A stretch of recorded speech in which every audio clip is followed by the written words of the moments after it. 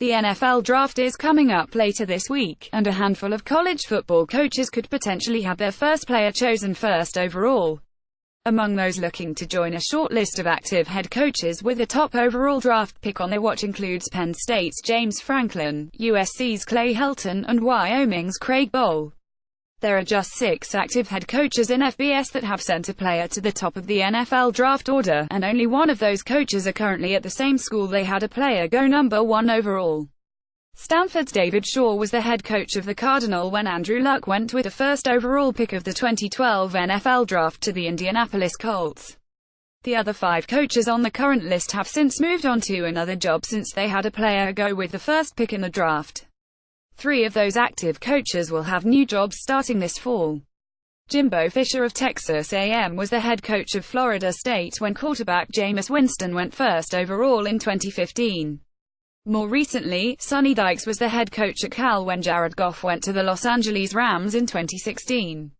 Dykes is now the head coach at SMU.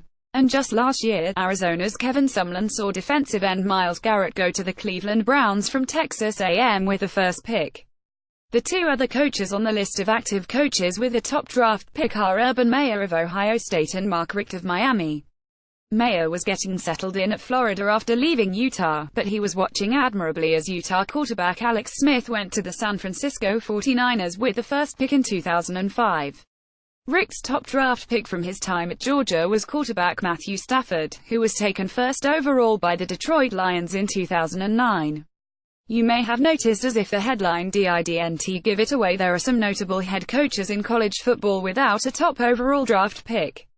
Despite all the success of Nick Saban at Alabama, including a factory of NFL talent sent through the draft in recent years, a top overall pick continues to elude Saban. Not that he is worried about such a thing, of course. Alabama's NFL draft output is far more impressive when you realize quantity and quality are not short on supply in Tuscaloosa. During Saban's time at Alabama, the highest draft pick from the school has been running back Trent Richardson with the 3rd overall pick of the 2012 NFL Draft Oakland Raiders. Defensive tackle Marcel Darius also went 3rd overall to the Buffalo Bills in 2011. But again, Alabama may not have a 1st overall pick, but the Crimson Tide lead the pack when it comes to first-round draft picks.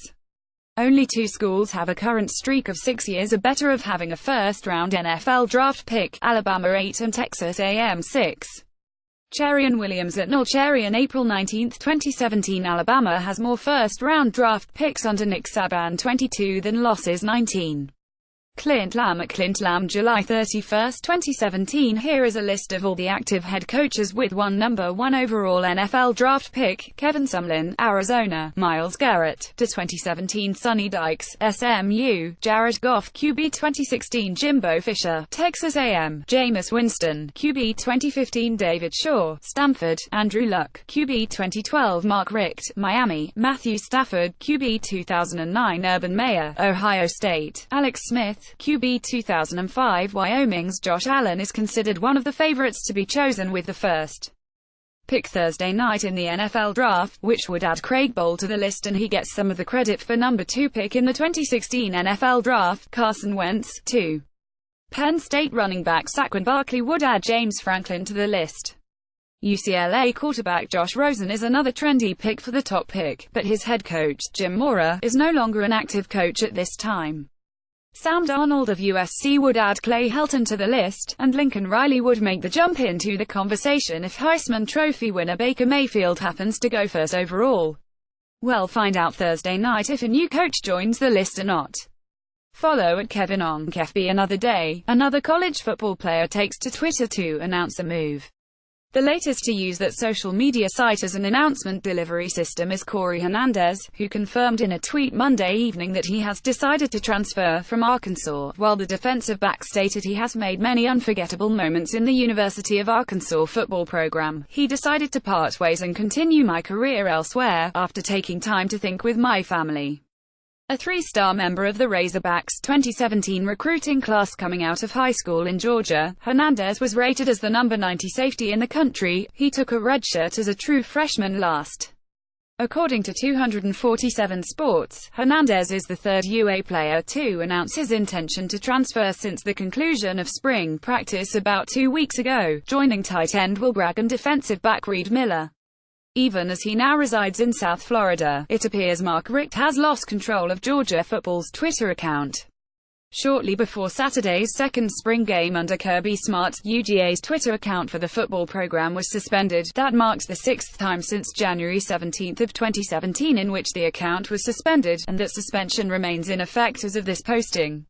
While there has been no official word from the university or athletic department on the latest suspension, it appears that it is related to, once again, a Digital Millennium Copyright Act takedown notice. Essentially, UGA is accused of using copyrighted music in their tweets, which has led to their 5 previous suspensions. UGA football's official account at Footballiga remains down after receiving its 6th DMCA takedown notice in 16 months. https://t.co/2zypatesnit follows the same pattern of groups of tweets being taken down for unlicensed music. Reddit CFB at Reddit CFB April 22, 2018, along with the most recent suspension as well as the first in January of last year. UGA's account was suspended June 20, 2017, July 27, 2017, August 14, 2017 and February 7, 2018. The last one came during National Signing Day, with USA Today noting at that time that DMCA suspends accounts after 3 violations within a certain period. Western Kentucky quarterback Stephen Duncan was arrested Sunday morning on a charge of driving under the influence. The WKU Herald reports that Duncan was booked at 2:43 on Sunday morning and, in addition to DUI, was charged with failure to produce insurance and failure to illuminate his headlights. "We are aware of the situation and currently gathering more information," the program told the Herald. "We take this matter very seriously as a football program." Duncan is a redshirt sophomore from Charleston, South Carolina. He completed 2 of 2 passes for 2 yards as a redshirt freshman in 2017, and is in open competition with 5th-year senior Drew Eccles, Davis Shanley and Graydon Killick to replace the graduated Mike White as starting quarterback.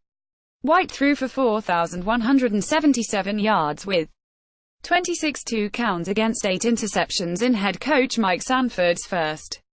WKU concluded its spring on Saturday with a 92-play scrimmage. "Spring game, beautiful day, great to have the fan base out here, it was a fun game," Sanford said. "Obviously, it wasn't a traditional spring game, tackle, playing with 2 true teams, but the work we wanted to get out of it, we absolutely got out of it. We got 92 plays in the scrimmage. We wanted to make sure every single person on our roster got a rep today and it was good to see. Overall, I'm pleased with what I saw." Former Notre Dame defensive lineman Kona Schwenke at his Hawaii home on Sunday, the program confirmed on Monday. He was 25. Cause of death was not known as of press time. Hailing from the same hometown as Manti Te'o, Schwenke was a 3-star member of Notre Dame's 2010 class and appeared in 31 games with 9 starts over the following 4s. He collected 30 career tackles, helped the Irish post an undefeated regular with an appearance in the BCS National Championship as a junior and won the Irish's Next Man In award as a senior. He was signed to the rosters of the Kansas City Chiefs, New England Patriots, New York Jets, Oakland Raiders and Seattle Seahawks but did not appear in a game before concluding his football career in 2016.